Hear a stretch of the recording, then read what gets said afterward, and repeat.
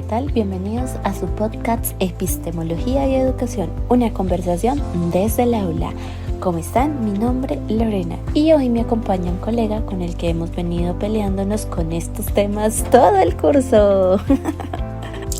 Hola a todos, soy Juan Esteban Vázquez, aunque casi todo el mundo me dice Juanes.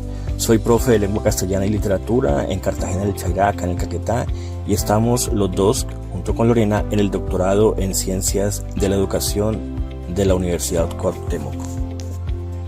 Con este podcast damos cierre a la unidad de epistemología. La idea es conversar sobre lo que trabajamos en la unidad anterior. ¿Qué es eso de la epistemología? ¿Qué tiene que ver con la educación? Y sobre todo, ¿qué le cambia a uno en el aula? Eso último es lo que a mí me interesa, porque uno oye epistemología y suena algo lejísimo del salón de clase. Y resulta que no, resulta que eso es de lo más cercano que hay. Muy bien, entonces arranquemos por ahí. Hora de convencer. A ver, la definición de manual dice que viene del griego episteme, conocimiento, y logos, pero lo que a mí me aterrizó fue cómo lo plantean Andrade y Rivera en el artículo del 2024.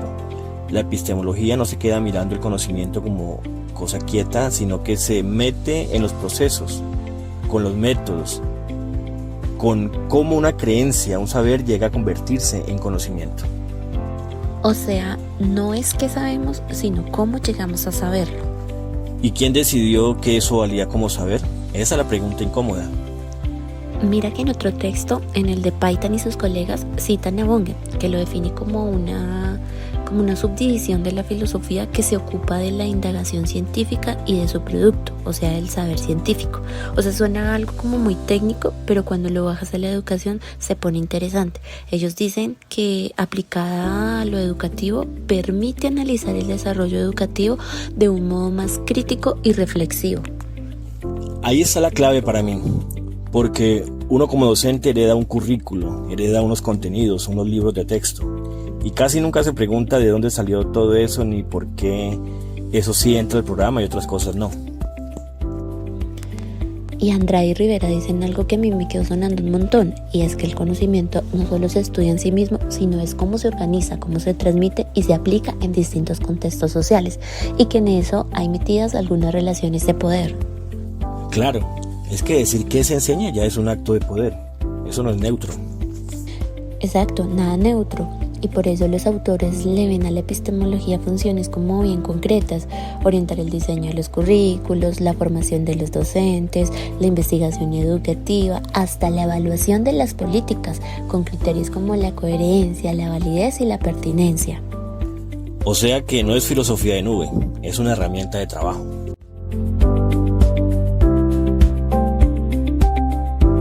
Hablemos de la parte de la filosofía, que fue el primer tema de la actividad. A mí me gustó que Paitan y su equipo arrancan desde Platón, desde el mito de la caverna. Sí, porque ahí está el pedagogo, ¿no? El que conduce al alumno hacia la luz, hacia la verdad. 2400 años después seguimos en esas. Total, con menos caverna y un poco más de celular, pero seguimos en esas, total. Y ellos recogen una idea de Eizaguirre que me pareció muy completa, y es que la filosofía le permite a uno abordar la pregunta por la realidad, la verdad y el conocimiento, pero también por el bien y la justicia, y hasta por la propia existencia. Que es todo lo que pasa en el aula, si uno lo piensa. En una clase de literatura mía, cuando discutimos en una novela, ahí están las 3 preguntas. ¿Qué es verdad? ¿Qué es justo? ¿Y quiénes somos? Las 3 dentro de la discusión. Y de ahí sale el tema del pensamiento crítico, que para mí fue el corazón del curso. En el texto citan a Torres, que dice que el docente tiene que hacerse 3 preguntas todo el tiempo: ¿qué enseña? ¿Cómo enseña? ¿Y por qué enseña? La tercera es la que duele: ¿qué y cómo? Uno más o menos las tiene resueltas por costumbre. El por qué es el que desacomoda todo dentro de uno. Totalmente. Y también citan a Camacho y Morales con esto de que el pensamiento es un proceso dinámico y complejo, con 3 dimensiones: el análisis, la creatividad y la moralidad. No es solo razonar bien, es también crear, y es también decidir éticamente. Y el efecto de los muchachos, que ellos también lo describen. Un estudiante que razona críticamente puede evaluar, juzgar, hacer conexiones, predecir. Yo eso lo veo en mis estudiantes de 11. Cuando un pelado deja de preguntarse, profe, eso viene en la evaluación, y me pregunta, profe, ¿y quién dijo eso y por qué lo creemos? Ahí es donde ganamos. Esa segunda pregunta es epistemología pura y el estudiante ni se ha dado cuenta. Y ahí es donde uno deja de ser el que dicta y pasa a hacer otra cosa. En el texto citan a Herrera y Lorenzo con eso, el profesor como facilitador, como mediador, que guía al estudiante hacia la autonomía, el aprendizaje como algo de toda la vida, no de un periodo académico.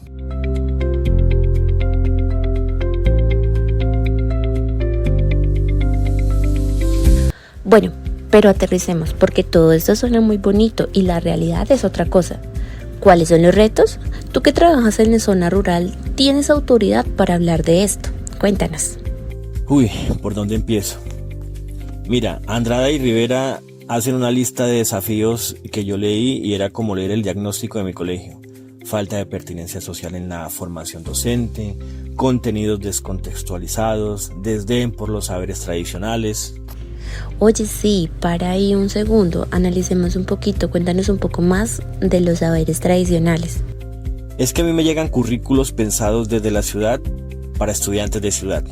Y mis muchachos son hijos de campesinos que saben del río, que saben del monte, de la cosecha, y nada de eso cuenta como conocimiento en el papel. La epistemología es justamente la que te deja preguntar, ¿y quién decidió que ese saber no vale? Ese es un cuestionamiento epistemológico, no un capricho mío. Y los autores también mencionan la inequidad, la falta de recursos, la brecha digital, hasta las prácticas docentes decimonónicas, así es que se llaman. Del siglo XIX, sí. Y en el texto de Paitan aparece la otra cara, la deserción escolar, por problemas económicos de las familias, las desigualdades en las comunidades rurales, y citan a Beltrán y otros autores con los que dan razón del contexto de la pandemia, que reforzó la brecha digital justo en los estudiantes más vulnerables, y eso no lo leí en un artículo, yo eso lo viví con mis estudiantes acá en el territorio. ¿Y qué proponen los textos frente a eso? Porque quedarnos en la queja no es la idea. Andrade y Rivera hablan de un enfoque inter y transdisciplinario, de integrar la epistemología en la reflexión y en la acción educativa, para una educación más inclusiva, más equitativa y centrada en el estudiante. Y citan a Morán, con el pensamiento complejo, entender que en la educación todo está conectado, que nada es lineal. Y hasta la línea de Freire, que ellos también recogen el que la educación no es transmitir información en una sola dirección, sino que es un proceso de concienciación, de entender la realidad para asimismo poderla transformar. Que dicho desde el Caquetá no es una cita bonita, es un programa de trabajo. Excelente, me encanta todo esto, pero bueno, vamos cerrando. Si tuvieras que resumir el curso en una sola idea, dime tú, ¿cuál sería? Que enseñar sin preguntarse por el conocimiento es manejar sin saber para dónde va uno. La epistemología no me dio contenidos nuevos para dictar, me cambió la mirada sobre los que ya dictaba. Ahora, antes de llevar cualquier cosa al aula, me pregunto de dónde salió, quién lo validó y para qué le sirve a mis estudiantes. Los de acá. ¿Y tú? A mí me queda la conclusión de Paitan y sus colegas, que me pareció muy completa, y es que la filosofía de la educación permite formar ciudadanos con capacidad crítica, creativa y con actitud ética, y que para eso el docente tiene que desarrollar primero su propio pensamiento crítico y autónomo. Uno no puede dar lo que no tiene. Esa es la parte que más me confronta como profe y como estudiante de este doctorado. El pensamiento crítico no se dicta, se contagia. Correcto. En cuanto al impacto en lo profesional, yo diría que este curso me quitó como la inocencia frente al currículo, ya que pues no puedo ver el plan de estudios como algo dado, sino lo veo como una decisión que alguien tomó y que pues se puede discutir.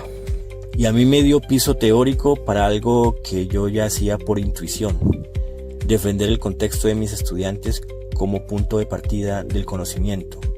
no como obstáculo. Ahora puedo sustentarlo con autores, con argumentos. Ya no es solo una terquedad mía. Total.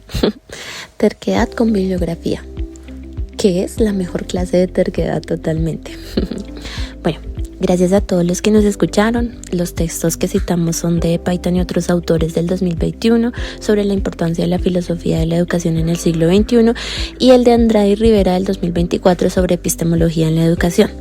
Las referencias completas pues quedarán en el foro. Muchas gracias. Y quedamos pendientes de sus comentarios en el foro, porque la idea es seguir. La conversación no puede quedarse solamente en este podcast. Un abrazo desde el Caquetá. Bye bye, nos vemos en un próximo episodio de nuestro podcast.